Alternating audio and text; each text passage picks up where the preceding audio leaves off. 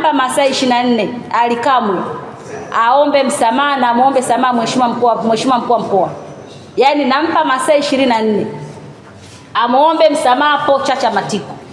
Tofauti na hapo hatuna sentensi nyingine ambayo tutakwenda kuzungumza, kwa sababu sisi hatujawahi kuwaharasi wala kuwazungumza chochote vibaya viongozi wao.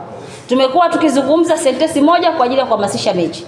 Mechi hii tangia imeanza tulikuwa tunazungumza sentensi za kuhamasisha mechi, lakini hakuna mahali ambapo nilisimama nikazungumza tofauti na kitu ambacho cha kwenda yani cha kwenda kuwavunjia heshima viongozi wake ambao yeye wamemwajiri pale. Level ya kuzungumza maneno machafu kwa mkuu wa mkoa hana.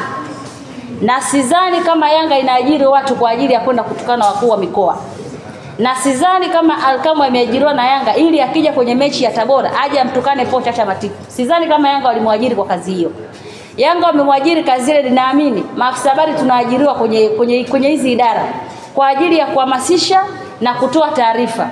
Mimi sikumbuki kama kuna siku ambayo niliwahi nikasimama kwenye vyombo vya habari nikazungumza kitu chochote labda cha kumharas au cha kumtukana au cha kuzungumza kauli ambazo sio nzuri kwa rais wa Yanga na maanisha Engineer Harris au fadhili wa Yanga kwa maana ya JSM, Sizali au kwa makamu wa rais wa Yanga kwa maana ya Arafat au kwa kiongozi yote yule wa Yanga.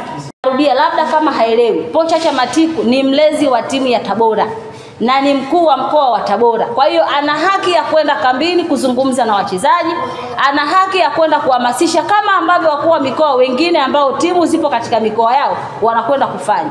Lakini hakuna mtu ambaye aliwahi kusimama akamtukana mkuu wa mkoa kwenye timu, labda kuna timu ambayo ipo ligi kuu, hakuna mtu ambaye amewahi kwenda kusimama na akaenda kumtukana. Kwa hiyo nampa masaa 24 amuombe radhi mheshimiwa Po Chacha Matiko. Tofauti na hapo, lakini pia kingine tunaiomba bodi ya ligi pamoja na TFF, kwa sababu ndio mamlaka ambao zinasimamia vilabu na hawajawahi kuwaruhusu maafisa habari kwenda kuongea maneno makali kwa viongozi ambao wapo kwa ajili ya kuisaidia timu. Asante.